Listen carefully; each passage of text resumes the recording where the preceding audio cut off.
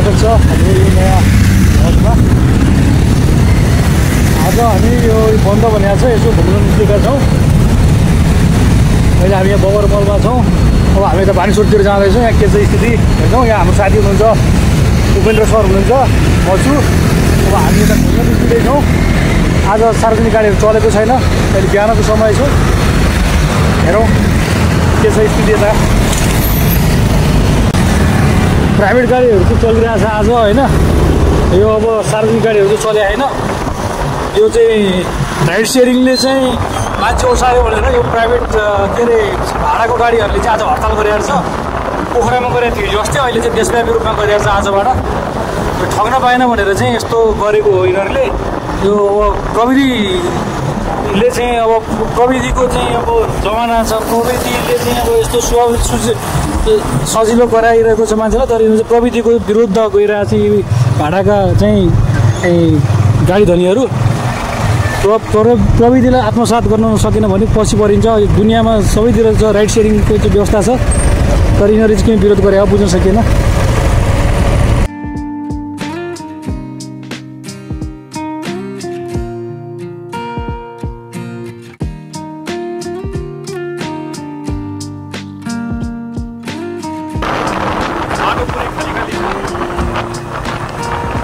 भाडाको गाडीहरू छैन, सबै बाइकहरू छ। राइड सेयरिङहरू चलिरहेछ।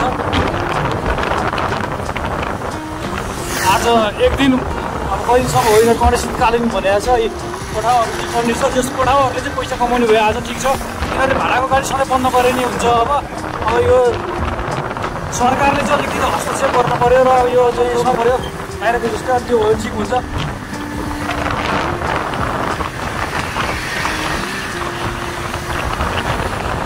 बाटोमा बाइकदेखि सक्नुहुन्छ भनेर ट्याक्सीहरू फाटोबाट चलेको छ। ट्याक्सी ड्राइभरलाई पनि पिट्यो भन्ने कुरा सुनिएको छ। त पुलिसहरूतिर हेरौँ के हुन्छ, के भइरहेछ हामी हेर्दैछौँ। अब हामी अहिले पेप्सी खोला जाँदैछौँ यहाँबाट। अब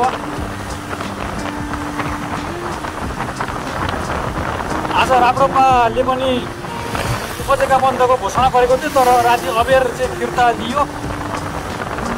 त्यही भएर पनि अलि गाडीहरू अलि सुनसान पनि हुनसक्छ। अरू पनि धेरैले बन्दै ठानेको छ। फेरि उपत्यका बन्दको आह्वान गरेको थियो।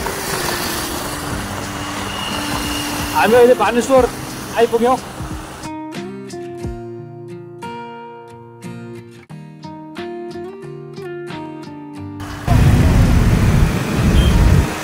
अहिले हामी बानेश्वर चोरबाट अगाडि बढ्दैछौँ। अब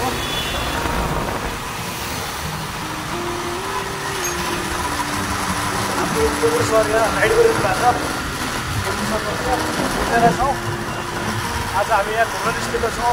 गरिरहेका छौँ हामी बिहान बिहान हेर्दैछौँ हामी यहाँको माहौल के छ भनेर।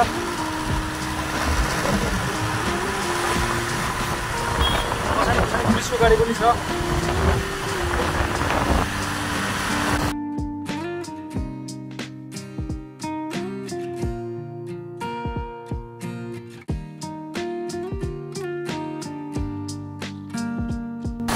हामी यहाँ अब शान्तिनगर आइपुग्यौँ। राइड सेयरिङहरू चाहिँ चलिरहेछ मजाले। अनि बाइकहरू चलिरहेछ, प्राइभेट गाडीहरू चलिरहेछ। अब दिनु भएन।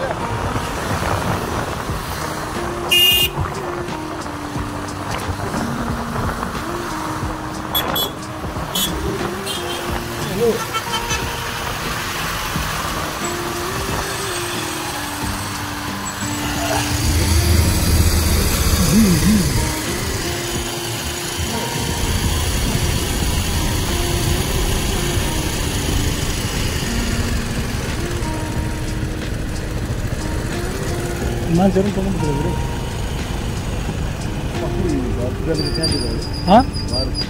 के अरे सिलबाट वाले गाडी बनाइसक्यो।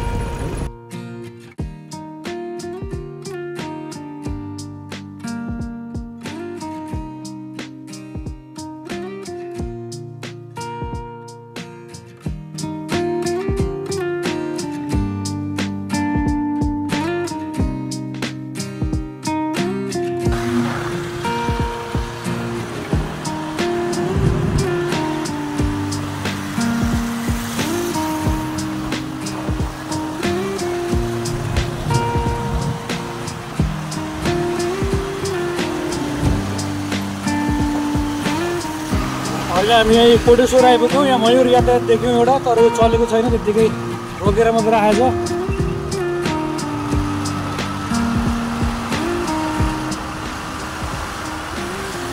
आज अफिस जाने मान्छेहरूलाई चाहिँ अलिकति समस्या पर्छ। गाडी सार्वजनिक गाडी चलेको छैन, अब राइड सेयरिङ मात्र छ आज।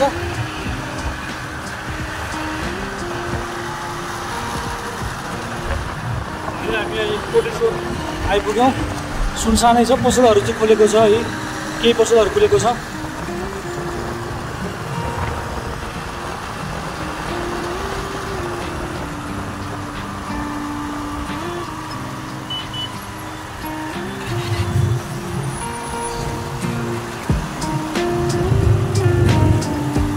पुलिसहरू पनि बसिरहेको छ यहाँ है, पुलिसको गाडी पनि सक्नुहुन्छ है।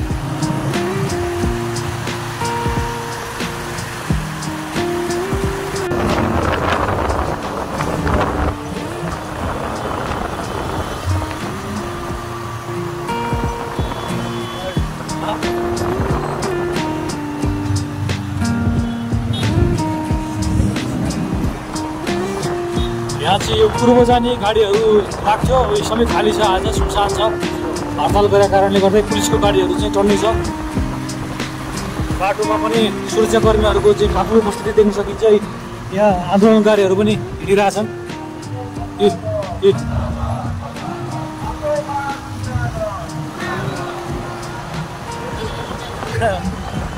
माग पुरा गर भनेर यहाँ हिँडि पनि रहेछ मान्छेहरू।